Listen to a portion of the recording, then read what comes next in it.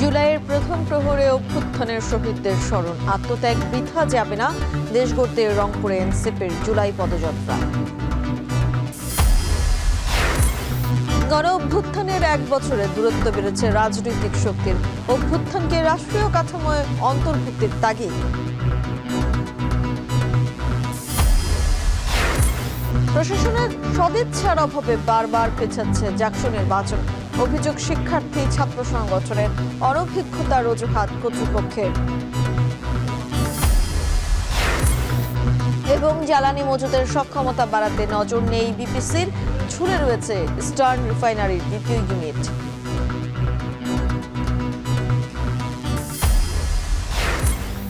এবং বিপিএলে 5 বছরের জন্য মিলবে ফ্র্যাঞ্চাইজির মালিকানা, বিসিবির সভার সিদ্ধান্ত, আগস্টের ভারতের সঙ্গে সিরিজ আয়োজনে আশাবাদ।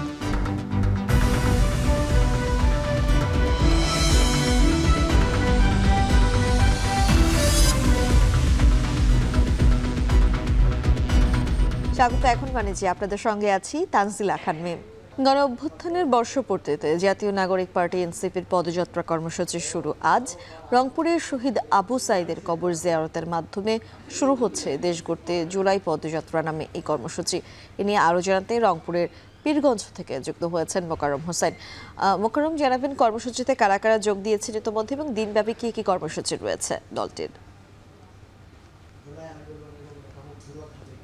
মিম, জুলাই বিপ্লবের অন্যতম যে চরিত্র আসলে কোটা সংস্কার আন্দোলনকে রাষ্ট্র সংস্কার আন্দোলনের রূপ দিয়েছিল, সেই আবু সাইদ, যিনি 16 জুলাই বেগম রোকেয়া বিশ্ববিদ্যালয়ের 2 নম্বর ফটকের সামনে গুলিবিদ্ধ হয়ে সেখানে শাহাদাত বরণ করেন, তার কবরস্থানে জিয়ারতের মধ্য দিয়ে এনসিপির যে জুলাই পদযাত্রা সেটি শুরু হচ্ছে সকাল 9টায়। পূর্ব নির্ধারিত কর্মসূচি থাকলেও এখনও এনসিপি নেতৃবৃন্দ এখনও এখানে এসে পৌঁছায়নি। আমরা যদ্দূর খবর পেয়েছি তারা পীরগঞ্জ যে উপজেলা পরিষদ আছে সেখান থেকে রওনা হয়েছেন, খানিকক্ষণের মধ্যে তারা এখানে আসবেন বলে আসলে উপস্থিত যারা আছেন তারা আশাবাদ ব্যক্ত করছেন। আমরা জানতে পেরেছি এখানে এনসিপির যে আহ্বায়ক নাহিদ ইসলাম, সদস্য সচিব আক্তার হোসেন সহ উত্তরাঞ্চলের যে মুখ্য সংগঠক সার্জিস আলম তিনি রয়েছেন। এছাড়াও কেন্দ্রীয় নেতৃবৃন্দ সেই পদযাত্রায় অংশগ্রহণ করবেন বলে আমরা জানতে পেরেছি। একই সঙ্গে এই কবর জিয়ারত শেষে তারা গাইবান্ধায় একটি পদযাত্রা করবে, শহীদ মিনার থেকে শুরু হয়ে সেটি গাইবান্ধা শহরে সভার মধ্য দিয়ে সেখানেই গাইবান্ধার যে পর্ব সেটি শেষ হবে। এরপরে দুপুর 3টায় তারা রংপুরে আসবেন, সেখানে 7টি স্পটে পথসভা করবার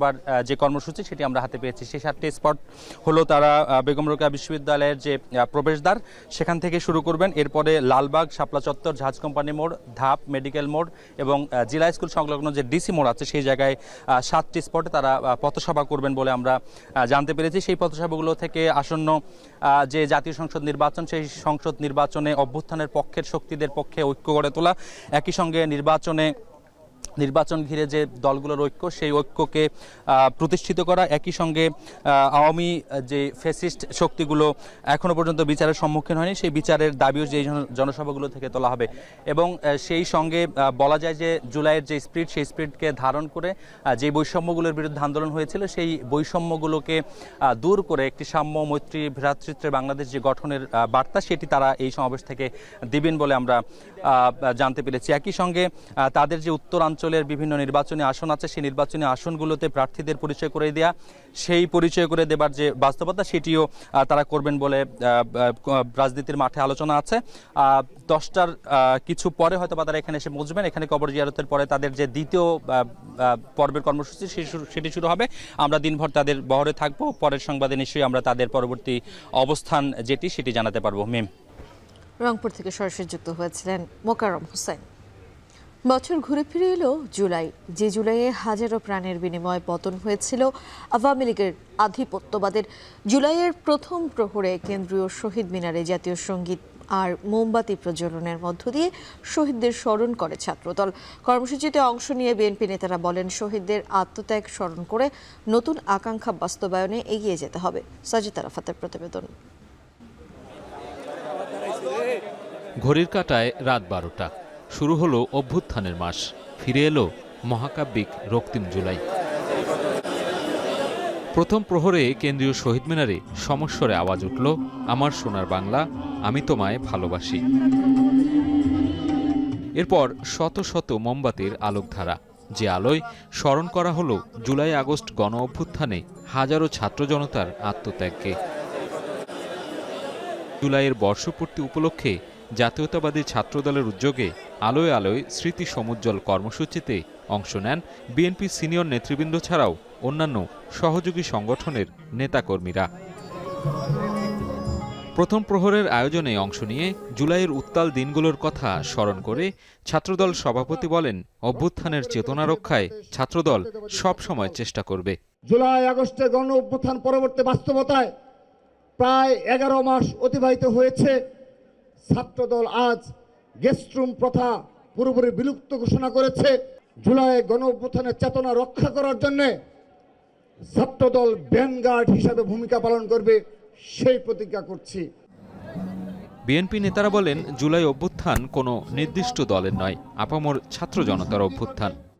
বাংলাদেশের ছাত্র সমাজ, বাংলাদেশের যুব সমাজ, নারী সমাজ সবাই ঐক্যবদ্ধভাবে বাংলাদেশে একটি ফ্যাসিবাদী শাসন ব্যবস্থার বিলোপ ঘটিয়েছে।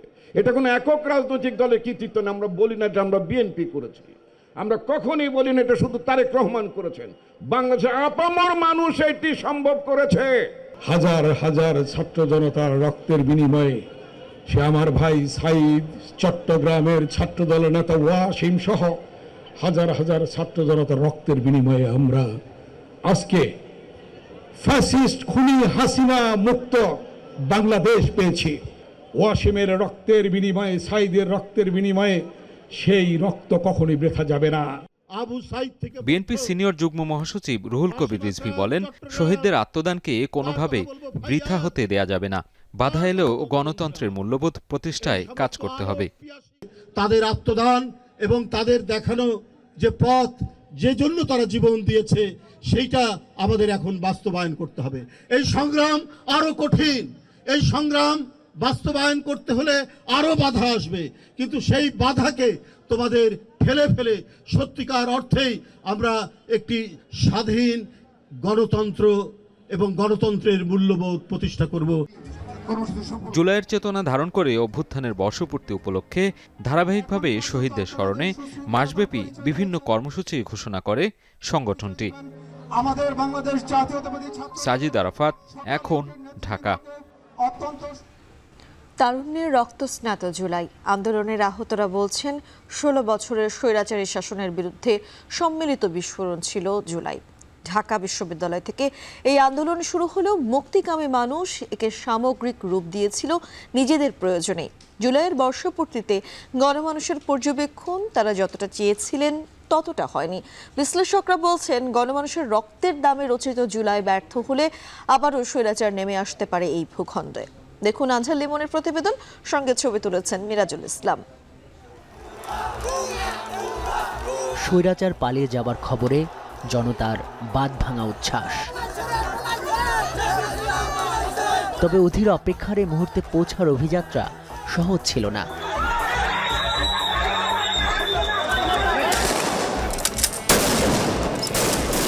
কত তরুণ, কত কিশোরের ক্ষত বিক্ষত লাশ, বুলেট বিঁধে থাকা শরীর, কত আতঙ্কের নির্ঘুম রাত শেষে এক 5 আগস্ট।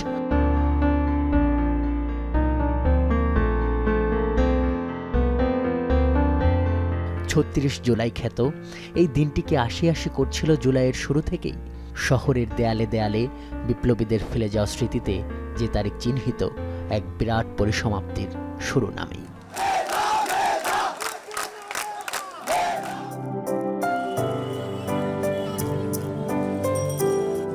ইটকাঠের দূষিত বাতাসের শহরে এক টুকরো অবসর খ্যাত এই ঢাকা বিশ্ববিদ্যালয়। আড্ডা খুনসুটির ছায়া ঘেরাই ক্যাম্পাস থেকেই আরেকবার আসলো ইতিহাসের বাক বদলের ডাক, এবং নিঃসন্দেহে এটা শুরু কোটা সংস্কার আন্দোলন নামেই। ঢাকা ইউনিভার্সিটির আন্দোলনে লিড দিচ্ছে বা তারা আমাদেরকে যেভাবে নির্দেশনা দিচ্ছে আমরা সেভাবে আন্দোলন করছি তা না, যার যার মতো করে রাস্তায় নামছে। আমাদের তো 14 তারিখ পর্যন্ত এটা আন্দোলন ছিল শুধু কোটা নিয়ে। তো আমরা 14 তারিখের পরে যখন আমাদেরকে রাজাকার ট্যাগ দিল, রাজাকার ট্যাগ দেওয়ার পরে আমাদের মধ্যে একটা ক্ষোভ তৈরি হলো যে আমরা কেন রাজাকার এখানে, আমরা তো যৌক্তিক আন্দোলন করছি। এই সত্যি কথা বলতে যে 15 জুলাই তো আসলে আমরা আসলে এইগুলো ভাবি নাই যে আমাদেরকে বাইরে থেকে মানুষ এনে আমাদের আহত করা হবে, আমাদের ভাই বোনেরা আমাদেরকে মারবে। তখন আমাদের মধ্যে একটা জিনিস ছিল যে লাশ যখন পড়ছে, আমাদের ভাই যখন মারাই গেছে, আমাদের ভাইরা যখন মারা গেছে, তখন তো এই আন্দোলন আসলে কোটা বিরোধী আন্দোলন আর থাকে না। যারা শহীদ হয়েছেন তাদেরকে কোটা বিরোধী আন্দোলনের জন্য শহীদ হয়েছেন বললে আমার মনে হয় শহীদদের অপমান করা হয়। শহীদরা আসলে যে কজের জন্য, যে নতুন বাংলাদেশের জন্য শহীদ হয়েছেন, এটা বলা বেশি বেটার। মূলত এই জুলাই অভ্যুত্থান বিপুল আকাঙ্ক্ষার জন্ম দিয়েছে জনতার মনে। তারা এখন এই রাষ্ট্রের আমূল পরিবর্তন চায়। তারা আশা করেছিল স্বৈরাচার পতনের এই অভূতপূর্ব ঘটনা সেবা, রাজনীতি কিংবা সরকারে মানুষের অধিকারের পক্ষে একটা বড় পরিবর্তন আনবে, কিন্তু তার হয়েছে কতটা?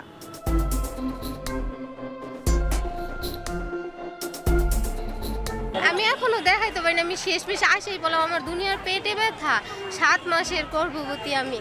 চলমান সরকার এটাকে নতুন বাংলাদেশ বলতেছে, কিন্তু আমি নাগরিক হিসেবে বলবো যে খুব বেশি প্রাপ্তি আমাদের নাই। সব খাতে পরিবর্তন আসে নাই, কিছু কিছু খাতে পরিবর্তন আসছে। এখনও সেই পাওয়ার নিয়ে যে মারামারি সেটা রয়ে গেছে। নতুন করে যে চাঁদাবাজির যে জায়গাটা শূন্যতা তৈরি হয়েছিল সেটা আবার পরিপূর্ণ হয়ে যাচ্ছে। শুরুতে যতটা চিন্তা করেছিলাম যে অনেক বড় চেঞ্জ আসবে, তখন আন্দোলন শেষ হওয়ার পর আস্তে আস্তে তো দেখা যাচ্ছে যে এখন বিভিন্ন দল এর মধ্যে মতবিভেদ চলছে। একটা আশা তৈরি হয়েছিল, কিন্তু সে আশা পর্যন্ত হয়তো লক্ষ্যে মানুষ বুঝতে পারেনি। আগে যেমন একটা মানুষ আতঙ্কের ভিতর থাকতো যে কোন সময় কী করে, কাক মারে কাক ধরে, এরকম ভয় নেই। আন্তর্জাতিক আদালতে এবং বিভিন্ন থানায় আমরা কেস দিলাম, এটার এখন শুধু তদন্ত হইতেছে, তদন্ত 1 বছরই তদন্ত, কোনো কিছু রেজাল্ট এখনো পাচ্ছি না। আমি মোহাম্মদ ইউনুস। এটা ঠিক, গণঅভ্যুত্থানের মতো একটা বড় পট পরিবর্তনের পর সব ক্ষেত্রে স্থিতিশীলতা আনা সহজ ব্যাপার নয়, এবং রাষ্ট্র পুনর্গঠন প্রক্রিয়ায় রপ্তানি ও রিজার্ভ বাড়ানো, বিভিন্ন সরকারি সেবা ও প্রকল্পে অর্থ সাশ্রয় করা, অর্থনৈতিক পরিস্থিতির প্রকৃত চিত্র তুলে ধরার মতো যেসব অন্তর্নিহিত নীতি সংক্রান্ত উদ্যোগ নিচ্ছে সরকার, সরাসরি তার সুফল এখনই জনগণ পাচ্ছে না। তবে দৃশ্যমান উদ্যোগের মধ্যে আছে বিভিন্ন সংস্কার কমিশন গঠন, আইনশৃঙ্খলা পরিস্থিতি পাল্টানো এবং গণহত্যার বিচার শুরু। উপভোগের জায়গা তো নয়, এটা আসলে দায়িত্বের জায়গা। জুলাই গণঅভ্যুত্থানের নায়ক এবং নবগঠিত এনসিপির আহ্বায়ক নাহিদ ইসলাম, যিনি আবার সরকারেও ছিলেন, প্রশ্ন করেছিলাম অভ্যুত্থানের 1 বছরের মূল্যায়ন সম্পর্কে।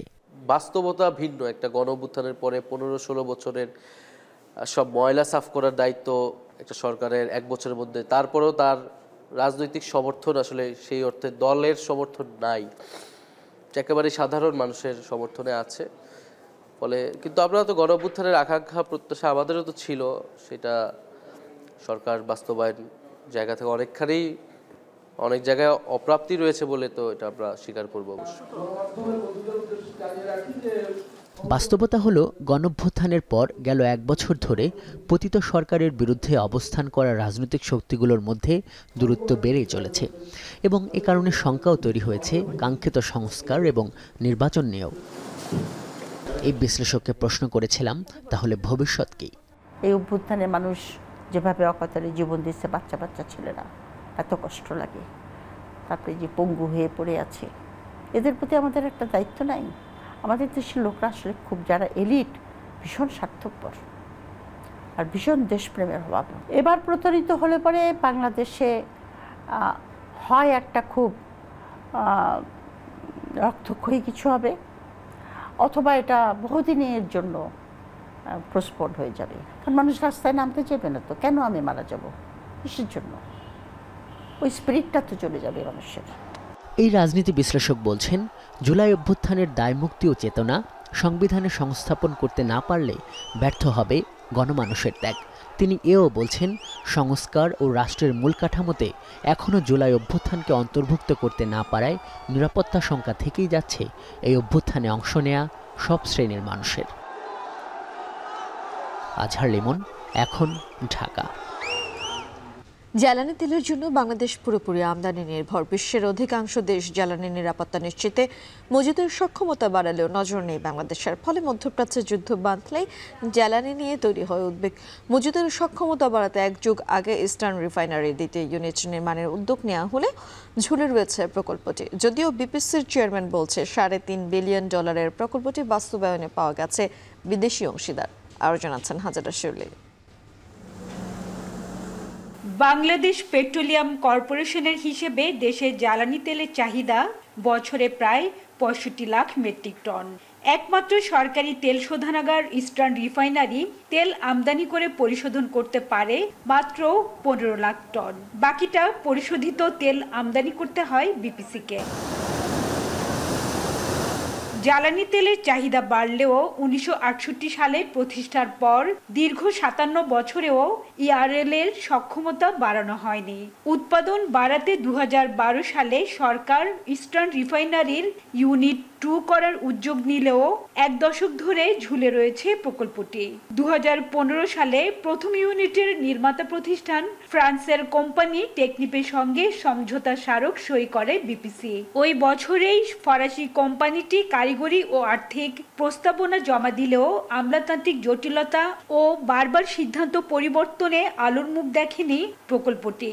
অথচ প্রকল্পটি বাস্তবায়ন হলে ইআরএল এর বার্ষিক উৎপাদন ক্ষমতা 3 গুণ বেড়ে 45 লাখ মেট্রিক টন হতো।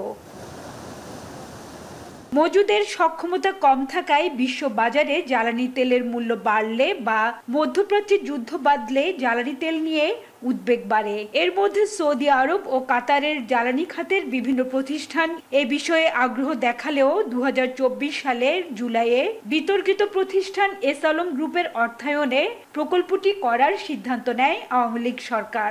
যদিও সরকার পতনের পর প্রকল্পটি স্থগিত হলেও অন্তর্বর্তী সরকার আসার পর বিপিসি নতুন করে প্রকল্পটি সচল করে। যদিও গত 1 দশকে প্রকল্প ব্যয় 3 গুণ বেড়ে হয়েছে প্রায় 36,500 কোটি টাকা। বিশেষজ্ঞরা বলছেন দ্বিতীয় ইউনিট থাকলে কম দামে অপরিশোধিত জ্বালানি তেল আমদানি করে পরিশোধন করতে পারত ইস্টার্ন রিফাইনারি। এতে সাশ্রয়ী দামে জ্বালানি তেল কিনতে পারত মানুষ। রিফাইন অয়েল আমদানি করলে প্রচুর পরিমাণে ব্যয় বেড়ে যায়। তো রিফাইন অয়েল আমদানি করলে লাভ হয় কন্ট্রাক্টরদের। সরকারের মধ্যে একটা ক্রিয়াশীল শক্তি, একটা গোষ্ঠী, তারা লাভবান হয়। পলিটিক্যাল আমলা এরা সব নানাভাবে লাভবান হয়, যে কারণে সেই অবস্থাটা ভেঙে এরকম একটা অবস্থা তৈরি করার দিকে অনীহা ছিল। যদিও বিপিসি চেয়ারম্যান বলছেন প্রকল্পের নকশা ও জমি সবকিছু প্রস্তুত থাকলেও $3.5 বিলিয়ন এই প্রকল্প বিপিসির একার করা সম্ভব নয়। প্রকল্পের অর্থায়নে বিনিয়োগ অংশীদার পাওয়া গেছে, খুব দ্রুতই তা চূড়ান্ত হবে। যদিও বিদেশি বা বেসরকারি খাতে না দিয়ে সরকারি অর্থায়নে জ্বালানি খাতের প্রকল্প বাস্তবায়নের পরামর্শ বিশেষজ্ঞের। $3.5 বিলিয়ন যে প্রকল্পকে লক করা বা এটাকে ফিক্স করে ফেলা কিন্তু আসলে চট করে হয়ে যায় না। এটার জন্য অনেক এফোর্ট লাগে এবং একটু সময়ও লাগে। বাট আমরা খুবই আশাবাদী within a very short span of time maybe আমরা এটাকে এর মধ্যেই করে ফেলতে পারবো। প্রতিযোগিতাবিহীন বিনিয়োগ আহ্বান করা আর এইরকম ভাবে সকল প্রতিযোগিতা আহ্বান করে আপনি বিনিয়োগকারী সিলেকশন করা, আলটিমেটলি লক্ষ্য উদ্দেশ্য একই থাকলে এই প্রতিযোগিতা আসলে লোক দেখানো, লোক ঠকানো। ইআরএল 2 হবে অত্যাধুনিক প্রযুক্তির। ইউরো 5 স্ট্যান্ডার্ড হওয়ায় এতে পরিশোধিত তেলের মান হবে অনেক ভালো, পরিবেশ বান্ধব ও টেকসই। এখন আমরা যে তেলটা আনি সেটা আমাদের স্পেসিফিকেশনে থাকে যে 50 ppm সালফার কন্টেন্ট থাকতে পারবে সর্বোচ্চ। আমরা যেটা করব সেখানে লেস দ্যান 10 ppm সালফার থাকবে, মানে এটা খুবই ভালো এবং আমাদের পরিবেশের জন্য ভালো হবে, আমাদের দেশে যে গাড়িগুলো চলাচল করে সেটার জন্য টেকসই হবে, ভালো হবে। ইআরএল 2 হলে তেল আমদানির খরচ কমার পাশাপাশি বৈদেশিক মুদ্রার সাশ্রয় হবে। সেই সঙ্গে পেট্রোলিয়াম পণ্য যেমন gasoline, jet fuel, diesel, furnace oil ও বিটুমিনের উৎপাদন বাড়বে। ইস্টার্ন রিফাইনারির 57 বছরের ইতিহাসে চলতি অর্থ বছরে রেকর্ড সর্বোচ্চ 15,30,000 মেট্রিক টন তেল পরিশোধন করেছে। হাজারের শিউলি, এখন চট্টগ্রাম। 32 বছর পর আন্দোলনের মুখে জাহাঙ্গীরনগর বিশ্ববিদ্যালয় কেন্দ্রীয় শিক্ষার্থী সংসদ নির্বাচনের তফসিল ঘোষণা করে বিশ্ববিদ্যালয় প্রশাসন। তফসিল অনুযায়ী 31 জুলাই হওয়ার কথা ছিল নির্বাচন, সে অনুযায়ী কার্যক্রমও এগিয়ে নিয়েছিল প্রশাসন। তবে মাঝপথে এসে বাধে বিপত্তি। শুরু থেকেই শিক্ষার্থীরা দাবি তুলে আসছিল জাকসুর আগেই শেষ করতে হবে জুলাই হামলার বিচার। নির্বাচনের দিনক্ষণ ঘনিয়ে এলেও সেই বিচার কার্যক্রম শেষ হয়নি। এতে নতুন করে নির্বাচন পেছানোর ঘোষণা দেয় প্রশাসন, যে কারণে ক্ষোভ প্রকাশ করেছেন শিক্ষার্থীরা। বিচার এবং নির্বাচনকে মুখোমুখি দাঁড় করিয়ে কিন্তু বারংবার কিন্তু আমাদের বহুল আকাঙ্ক্ষিত যে জাকসু নির্বাচন সেটিকে কিন্তু পিছিয়ে দেওয়া হয়েছে। জাতীয় নির্বাচন যেখানে পেছানো লাগছে না বিচার প্রক্রিয়া করার জন্য, সেখানে জাহাঙ্গীরনগরে ঠিক কোন কারণে বিচার প্রক্রিয়া চলার অসুবিধা হবে এই জন্য জাকসু হচ্ছে না, এটা মানে আমাদের বোধগম্য না। এভাবে মত ঘুরে যাওয়াটা সেটা কোনো শিক্ষার্থী, সাধারণ শিক্ষার্থীরা কোনোভাবেই সেটা পজিটিভলি নেবে না। আমরা চাবো যত দ্রুততম সময়ে সম্ভব জাকসুটা বাস্তবায়ন করতে, এটা আমাদের শিক্ষার্থীদের একটা প্রাণের দাবি। ছাত্র সংগঠনের নেতারা বলছেন বিশেষ গোষ্ঠীকে সুবিধা দিতেই বারবার পেছানো হচ্ছে নির্বাচনের দিনক্ষণ। জুলাই আগস্টে হামলাকারীদের বিচার ও জাকসুকে বাধাগ্রস্ত করলে প্রশাসনের বিরুদ্ধে কঠোর হওয়ার হুঁশিয়ারি দেন শিক্ষার্থীরা। লেভেল প্লেইং ফিল্ড সেটা আমরা আশাও করতে পারি না। আমরা লেভেল প্লেইং ফিল্ড দেখছি না, আমরা দেখছি যে একটা বিশেষ গোষ্ঠীকে জেতানোর জন্যই বারবার জাকসু পিছানো হচ্ছে এবং আমরা এটা তীব্র নিন্দা জানাই। আমরা মনে করি যে এই প্রশাসন বিচার নিশ্চিত করতে পুরোপুরি ব্যর্থ। আমরা দেখেছি যে সবসময় তারা জাকসু পেছানোর একটা পায়তারা তারা বিভিন্নভাবে করে আসছে। কীভাবে আমরা জাকসু বাস্তবায়নের জন্য সহযোগিতা করতে পারি ছাত্র সংগঠনগুলো, সেটার জন্য তারা মিটিংটা ডেকেছিল। কিন্তু পরে আমরা যখন আলোচনার এক পর্যায়ে বিসি স্যারকে প্রশ্ন করি যে আমাদের প্রশ্নের মুখে বাধ্য হয়ে স্বীকার করতে বাধ্য হয়েছে যে 31 জুলাই আমরা জাকসু করছি না। এমন অবস্থার জন্য প্রশাসনের সামগ্রিক কোনো পরিকল্পনা না থাকা এবং দূরদর্শিতার অভাবকেই দোষছেন বিশ্ববিদ্যালয়ের শিক্ষকরা। ছাত্ররা যখন যেই দাবি নিয়ে যায় তখন তিনি সেটা নিয়ে কথা বলেন, আবার ছাত্রদেরকে বুঝিয়ে সুঝিয়ে বিদায় করে দেন, আবার তিনি তার মতো চলেন, এরকমভাবে চলছে। অর্থাৎ সামগ্রিক কোনো কর্মপরিকল্পনা, ইনক্লুসিভ কোনো কর্মপরিকল্পনা, সেটা আমি এই প্রশাসনের কাছ থেকে এখন পর্যন্ত পাইনি। অনেকটা একই সুরে কথা বলছে জাবি প্রশাসন। তারা বলছেন জুলাই আগস্ট হামলাকারীদের বিচার নিশ্চিতের দাবিসহ বেশ কিছু চ্যালেঞ্জের মুখে নির্বাচন পেছাতে বাধ্য হয়েছেন। এত বছর ধরে জাকসু না হওয়ার কারণে মানে এর প্রক্রিয়াগত যে কিছু সমস্যা ছিল, সেই সমস্যার কারণে কি হয়েছে, আসলে আমরা সঠিকভাবে এই জিনিসটাকে এমফেসিস দিতে ভুল করেছি যে জাকসু নির্বাচনটা ঠিক কবে নাগাদ হতে পারে। জাকসু নির্বাচন যখন ঘোষিত হয় তারপর থেকে আসলে আমরা কতগুলো চ্যালেঞ্জের মধ্য দিয়ে যাচ্ছি। এই চ্যালেঞ্জগুলোকে মোকাবেলা করতে যে আমাদের কাছে আসলে জাকসু নির্বাচন পেছানোটা অনিবার্য হয়ে গেছে। 1972 সালে প্রতিষ্ঠার পর 9 বার অনুষ্ঠিত হয় জাকসু নির্বাচন। 1993 সালের 29 জুলাই এক ছাত্রের বহিষ্কারকে কেন্দ্র করে ছাত্র ও শিক্ষকদের মধ্যে ব্যাপক সংঘর্ষ বাধলে সে সময় বিশ্ববিদ্যালয়ের প্রশাসন জাকসু ও হল সংসদ বাতিল করে। জাকসু এবং বিচারকে মুখোমুখি দাঁড় করিয়ে জাকসু বানচালের পায়তারা করছে বিশ্ববিদ্যালয় প্রশাসন, এমন অভিযোগ বিশ্ববিদ্যালয়টির সাধারণ শিক্ষার্থী এবং বিভিন্ন রাজনৈতিক সংগঠনের নেতৃবৃন্দের। তারা বলছেন ঘোষিত তারিখে নির্বাচন দিতে ব্যর্থ হলে এক দফার আন্দোলনে যাবেন শিক্ষার্থীরা। হুমায়ুন কবির, এখন, জাহাঙ্গীরনগর বিশ্ববিদ্যালয়। ঢাকা বিশ্ববিদ্যালয়ের 105তম প্রতিষ্ঠাবার্ষিকী আজ। এবছর দিবসটির প্রতিপাদ্য বৈষম্যহীন ও অন্তর্ভুক্তিমূলক সমাজ বিনির্মাণে ঢাকা বিশ্ববিদ্যালয়। দিবসটি উদযাপনে নানা রকম কর্মসূচির আয়োজন করা হয়েছে। এ নিয়ে বিস্তারিত জানাতে আমাদের সঙ্গে সরাসরি যুক্ত হচ্ছেন সহকর্মী আরিফ হোসেন। আরিফ, আপনার কাছে একটু জানতে চাই, আজ প্রতিষ্ঠাবার্ষিকী উপলক্ষে কি কি কর্মসূচি রয়েছে?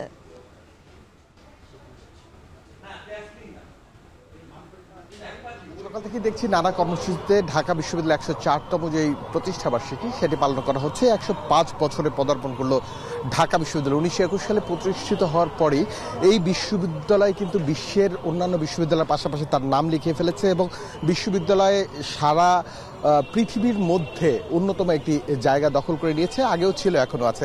তবে এই বিশ্ববিদ্যালয় সকাল থেকে আমরা দেখেছি যে একটি র্যালি হয়েছে, যেই র্যালিতে আগের যে অ্যালামনাই শিক্ষার্থীরা রয়েছেন এবং সাধারণ শিক্ষার্থীরা, শিক্ষক, কর্মকর্তা, কর্মচারী সবাই অংশগ্রহণ করেছেন এবং সেই র্যালিটি ভিসির বাসভবন থেকে শুরু করে বিভিন্ন সড়ক প্রদক্ষিণ করে টিএসসিতে এসে শেষ হয়েছে। এছাড়া আমরা দেখেছি এরপরে কিছুটা আনুষ্ঠানিক বক্তব্য দিয়েছেন ঢাকা বিশ্ববিদ্যালয়ের উপাচার্য। তিনি বলেছেন তিনটি বিষয়ে তিনি মূলত আলোকপাত করেছেন। একটি হলো গবেষণা, কারণ আপনি নিশ্চয়ই জানেন যে বিশ্ববিদ্যালয়গুলোতে গবেষণা একটি বড় পার্ট এবং এই গবেষণা দিয়েই একটি দেশ এবং বিভিন্ন জায়গার মানুষের যেই উন্নতি হয়। এছাড়া তারা যে তাদের নামকে অথবা এই বিশ্ববিদ্যালয়কে অন্য জায়গায় নিয়ে যায় তার জন্য একটি গুরুত্বপূর্ণ জায়গা। এই জন্য গবেষণার দিকে জোর দিয়েছেন বিশ্ববিদ্যালয়ের উপাচার্য। এছাড়া সহ অবস্থান, অর্থাৎ এই বিশ্ববিদ্যালয়ে যারা রয়েছেন, যেসব শিক্ষার্থীরা রয়েছেন, একসময় আমরা দেখতাম হল কালচার অথবা হলে যে গেস্ট রুম কালচার, যেই কালচারগুলোর মাধ্যমে সব শিক্ষার্থীদের যে সহ অবস্থা সেটি কিন্তু ছিল না, যার কারণেই কিন্তু আপনি জানেন বিভিন্ন সময় ছাত্রলীগ থেকে শুরু করে বিভিন্ন ছাত্র সংগঠনের লোকজন সাধারণ শিক্ষার্থীদের উপর চড়াও হতেন এবং তাদের ইচ্ছা মতো তারা তাদের সবকিছু ডমিনেট করতেন। এই কালচারটা যাতে দূরীভূত হয় এমন বিষয়গুলো তারা নজর রাখবেন। এবং আরও একটি বিষয় হলো গিয়ে এই বিশ্ববিদ্যালয়ের রাজনৈতিক যে সহ অবস্থান সেটিও থাকবে, এমনটাও জানিয়েছেন উপাচার্য। এছাড়া তিনি বলছেন দলমত নির্বিশেষে যাতে ঢাকা বিশ্ববিদ্যালয়ের উন্নতির জন্য কাজ করা যায় সেজন্য সবাইকে আহ্বান জানিয়েছেন এবং বলছেন যে শিক্ষা বান্ধব পরিবেশ এই বিশ্ববিদ্যালয়ে প্রতিষ্ঠিত করা হবে। এরপরে উপাচার্যের বক্তব্যের পরই আমরা দেখলাম কেক কাটছেন এবং বিশ্ববিদ্যালয়ের 104তম প্রতিষ্ঠাবার্ষিকী উপলক্ষে কেক কাটার পরে আলোচনা সভা অংশ নিয়েছেন। আমরা সাধারণ শিক্ষার্থীদের সাথে কথা বলেছিলাম, তারা বলছেন যে এই বিশ্ববিদ্যালয়ে তারা দেখতে চান বিশ্বের অন্যান্য বিশ্ববিদ্যালয়ের পাশাপাশি এবং সেজন্য যেই জিনিসটি দরকার গবেষণা খাতে তাদের বরাদ্দ থেকে শুরু করে সবকিছু বাড়ানোর জন্য অনুরোধ করছেন। এবং অ্যালামনাই শিক্ষার্থীদেরও দেখেছি যারা দূর দূরান্ত থেকে অথবা বিভিন্ন জায়গা থেকে প্রতিষ্ঠাবার্ষিকী উপলক্ষে ঢাকা বিশ্ববিদ্যালয়ে এসছেন এবং তারা এসে ঘুরে দেখছেন, কেউ কেউ ছবি তুলছেন এবং পুরনো বন্ধু বান্ধবদের সাথে আড্ডা দিচ্ছেন। এক ধরনের অন্যরকম একটা পরিবেশ কিন্তু ঢাকা বিশ্ববিদ্যালয়ে আমরা দেখতে পেয়েছি। আর কিছুক্ষণ পরেই আলোচনা সভা হবে এবং এই আলোচনা সভায় শিক্ষাবিদ থেকে শুরু করে বরেণ্য ব্যক্তিরা অংশগ্রহণ করবেন। তারা বিভিন্ন ধরনের দিক নির্দেশনাগুলো দিবেন এবং মূল উপপাদ্য যে বিষয়টি ঢাকা বিশ্ববিদ্যালয় এবং সেই প্রবন্ধ তারা পাঠ করবেন। এখন পর্যন্ত আমরা দেখতে পাচ্ছি যে বিশ্ববিদ্যালয়ে একটা অন্যরকম পরিবেশ, যেই পরিবেশটার মধ্য দিয়ে ঢাকা বিশ্ববিদ্যালয়ের ছাত্র, শিক্ষক, শিক্ষার্থী এবং যারা অ্যালামনাই আছেন তারা একই সুতায় একই ছাদের তলায় এসে সমবেত হয়েছেন, এমন দৃশ্যই ঢাকা বিশ্ববিদ্যালয়ে দেখা যাচ্ছে প্রতিষ্ঠাবার্ষিকী উপলক্ষে। ঢাকা বিশ্ববিদ্যালয় থেকে সরাসরি যুক্ত হচ্ছেন সহকর্মী আরিফ হোসেন। চট্টগ্রামে বেড়েছে ভাইরাস জ্বরের প্রকোপ, তবে সিজনাল ফ্লু হলেও ডেঙ্গু, করোনা বা চিকুনগুনিয়ার মৌসুমে তা আতঙ্ক ছড়াচ্ছে রোগীদের কাছে। এদিকে পটুয়াখালীতে বাড়ছে ডেঙ্গু ও ডায়রিয়ায় আক্রান্তের সংখ্যা। এ নিয়ে আরও জানাতে আমাদের সহকর্মী ফয়সাল করিম যুক্ত হচ্ছেন চট্টগ্রাম থেকে এবং পটুয়াখালী থেকে যুক্ত হবেন জসিম পারভেজ। তবে শুরুতেই যাব ফয়সাল করিমের কাছে। ফয়সাল, আপনার কাছে জানতে চাই পরিস্থিতি মোকাবিলায় চিকিৎসকরা কি পরামর্শ দিয়েছেন এবং রোগীদের কি চিকিৎসা সেবা নিয়ে কোনো অভিযোগ রয়েছে কিনা?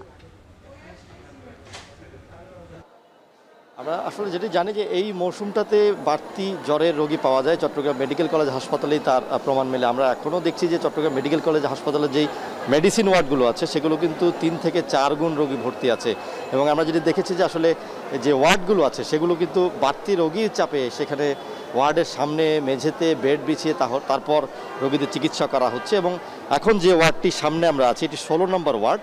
এই 16 নম্বর ওয়ার্ডে মোট শয্যা সংখ্যা বা ধারণ ক্ষমতা 66 রোগীর, কিন্তু এখানে রোগী ভর্তি আছে 202 জন, অর্থাৎ 3 থেকে 3.5 গুণ রোগী কিন্তু এখন ভর্তি আছে এবং এই রোগী সামাল দিতে বাড়তি হিমশিম খাচ্ছেন চিকিৎসকেরা। এবং অধিকাংশ রোগীর সঙ্গে আমরা কথা বলে যেটি বুঝেছি তারা অনেকেই জ্বর নিয়ে ভর্তি হয়েছেন, জ্বরের উপসর্গ ছিল, গায়ে ব্যথার উপসর্গ ছিল এবং এই সময়টাতে যেহেতু ডেঙ্গু, চিকুনগুনিয়া এবং ম্যালেরিয়ার প্রকোপও দেখা যাচ্ছে সেহেতু তারা আসলে দ্বিধান্বিত এবং অনেকটা আতঙ্কগ্রস্ত যে আসলে তাদের অসুখটা আসলে যে এই ধরনের সিজনাল ফ্লু সেটি কিনা নাকি অন্য ডেঙ্গু বা করোনার যেই বিস্তার হচ্ছে, প্রভাব বাড়ছে, সেই বিষয়গুলো নিয়ে তারা আসলে এক ধরনের সংশয়ে থাকছেন। তবে এখানে এসে পরীক্ষা করার পর তারা নিশ্চিত হতে পারছেন অনেকের এখানে ডেঙ্গু হয়েছে, অনেকে ম্যালেরিয়া নিয়ে ভর্তি হচ্ছেন এবং চিকিৎসকরা জানিয়েছেন এই বছর আসলে ম্যালেরিয়ার প্রকোপটা একটু বাড়তে দেখা যাচ্ছে। এখানে যে মেডিসিন ওয়ার্ডটি আছে সেখানে মোট রোগী ভর্তি আছে 8 জন ম্যালেরিয়া রোগী এবং ডেঙ্গু রোগী ভর্তি আছেন 11 জন 3টি ওয়ার্ডে মেডিসিনের। এবং আমরা যেটি জানি যে এখানে যে 3টি মেডিসিন ওয়ার্ড রয়েছে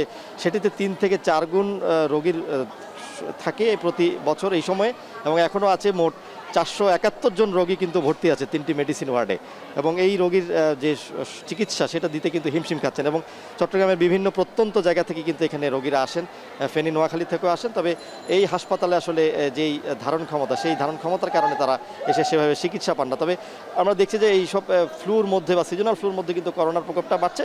চট্টগ্রামে এখন মোট করোনা রোগী পাওয়া গেছে এই মাসে 145 জন আর মৃত্যুর সংখ্যা 7 জন। এই সময়টাতে আসলে চিকিৎসকরা বলছেন জ্বর দেখা দিলেই সাথে সাথে চিকিৎসকের শরণাপন্ন হতে যে পরীক্ষাগুলো করা দরকার সেই পরীক্ষাগুলো সময় মতো করার উপর তারা জোর দিচ্ছেন। মিম, এবার আমরা যাবো পটুয়াখালীর সহকর্মী জসিম পারভেজের কাছে। জসিম, আমরা তো চট্টগ্রামের অবস্থা শুনছিলাম ফয়সালের কাছ থেকে। তিনি চট্টগ্রামের যারা করোনার রোগী রয়েছেন এবং তাদের সবশেষ অবস্থা এবং চিকিৎসকরা কি কি পরামর্শ দিচ্ছেন তাদেরকে, সেই ধরনের সবশেষ কথা বলছিলেন। আপনি যেখানে আছেন সেখানেও কিন্তু ডেঙ্গুর প্রকোপ অনেক বেড়ে গেছে। গত 24 ঘন্টায় ডেঙ্গু ও ডায়রিয়া আক্রান্ত হয়ে কতজন রোগী ভর্তি হয়েছেন এবং চিকিৎসকরা তাদেরকে কি পরামর্শ দিচ্ছেন একটু জানাবেন আমাদেরকে।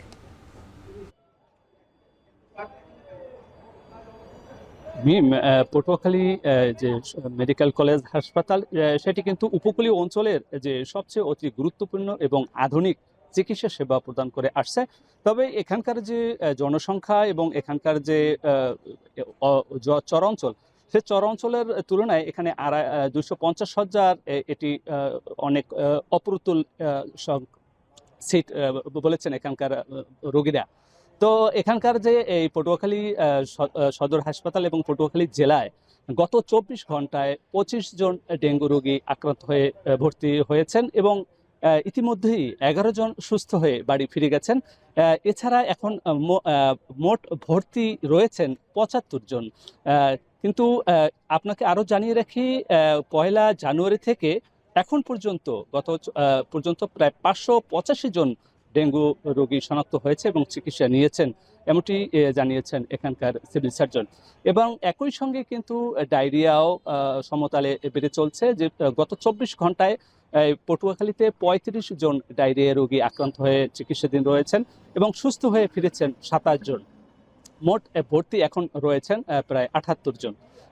গত এক সপ্তাহের পরিসংখ্যানটা যদি আপনাকে বলি, গত এক সপ্তাহে আক্রান্ত হয়ে চিকিৎসা নিয়েছেন 309 জন এবং সুস্থ হয়ে ফিরেছেন 286 জন।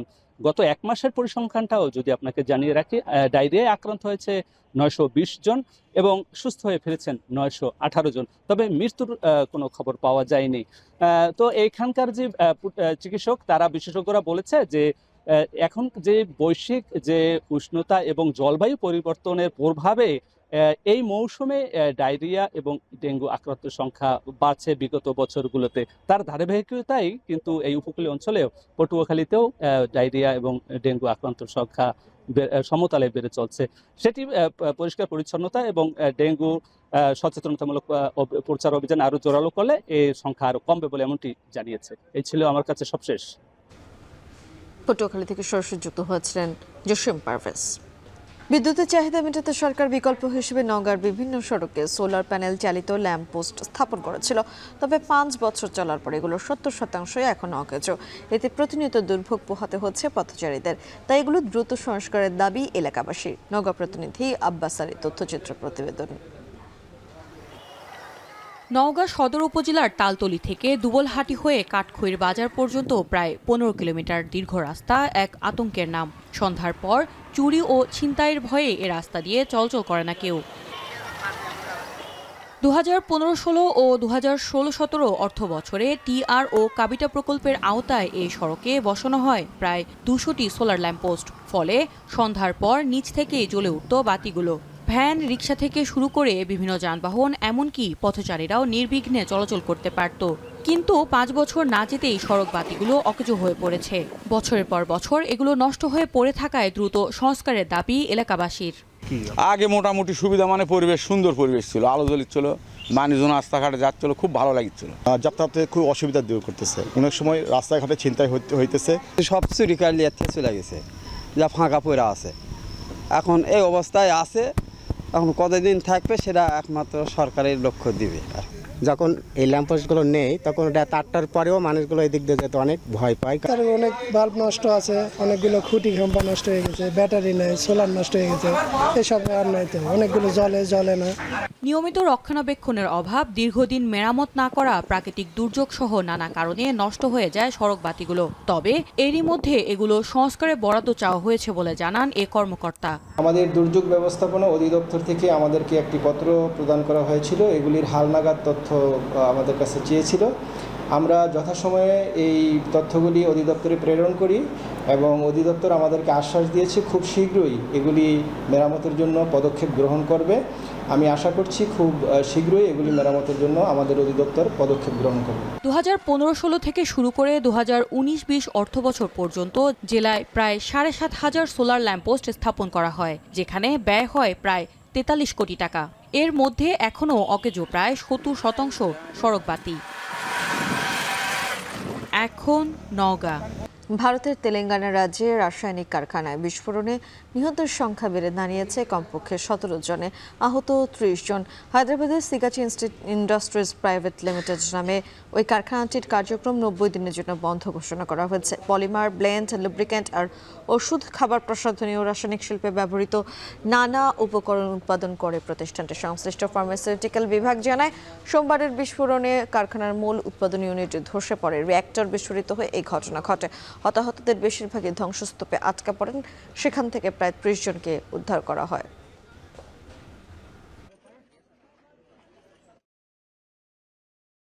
আগামী ডিসেম্বর-জানুয়ারিতেই মাঠে গড়াচ্ছে বিপিএল, আর এই আসর থেকেই 5 বছরের জন্য দেয়া হচ্ছে ফ্র্যাঞ্চাইজির মালিকানা।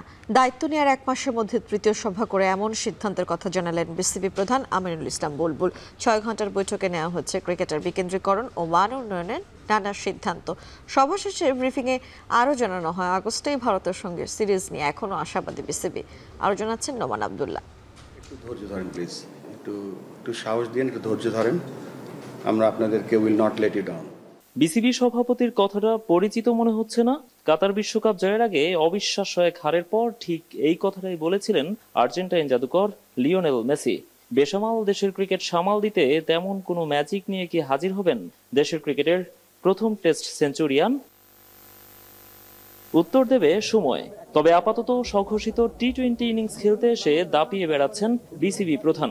মে 30 থেকে জুনে 30 দায়িত্ব নেয়ার 1 মাসের মাথায় ডাকলেন তৃতীয় বোর্ড সভা। 30-এরও বেশি এজেন্ডা নিয়ে প্রায় 6 ঘন্টার আলাপ আলোচনা চালালেও সভায় সবচেয়ে বেশি প্রাধান্য পেয়েছে বিপিএল ইস্যু। আগামী আসর কবে নাগাদ মাঠে গড়াবে, কটা ফ্র্যাঞ্চাইজি থাকবে, কারা দল পাবে, সব বিষয়েই কাটাকুটি করে খসড়া তৈরি করেছেন বোর্ড পরিচালকরা।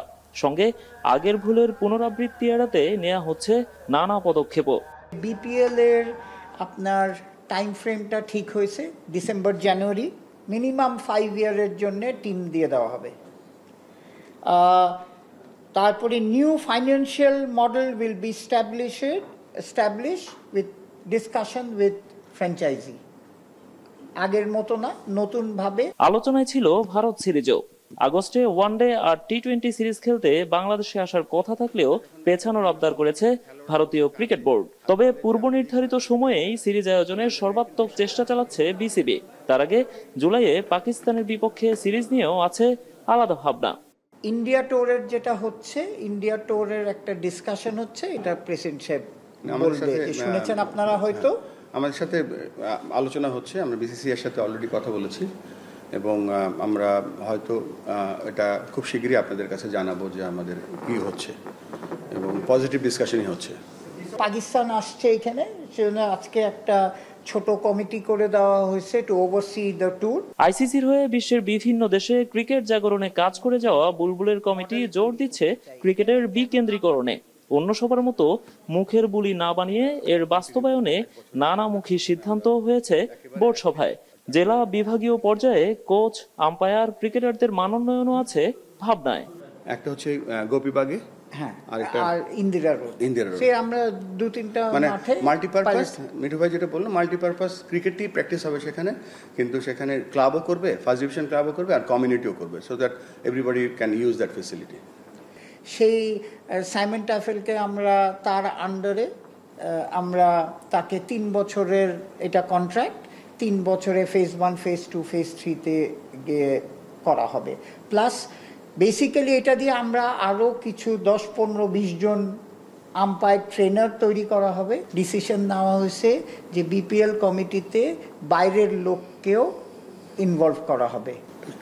কিছু শর্ট টার্ম প্ল্যান করি, তারপর ভুলে যাই, তারপরে অনেক কাজ করেছি যেগুলোর কোনো হদিস নেই।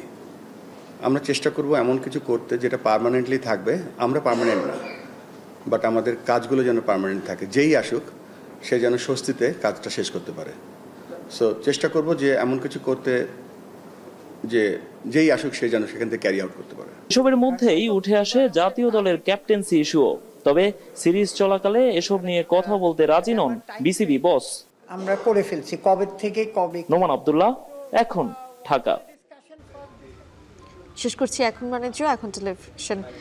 তার আগে শিরোনামগুলো জানাবো আরো একবার।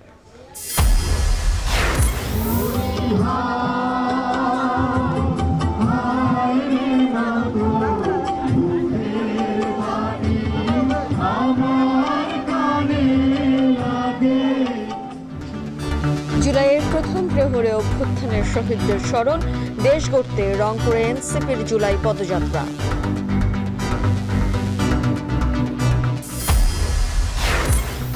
গণ অভ্যুত্থানের 1 বছরে দূরত্ব বেড়েছে রাজনৈতিক শক্তির, অভ্যুত্থানকে রাষ্ট্রীয় কাঠামোয় অন্তর্ভুক্তির তাগিদ।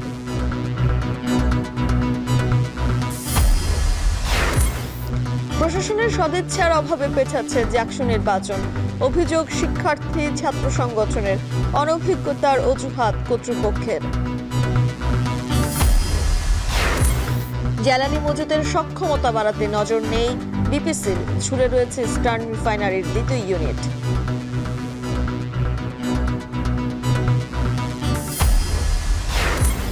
এবং বিপিএল এ 5 বছরের জন্য মিলবে ফ্র্যাঞ্চাইজির মালিকানা, আগস্টে ভারতের সঙ্গে সিরিজ আয়োজনে আশাবাদ।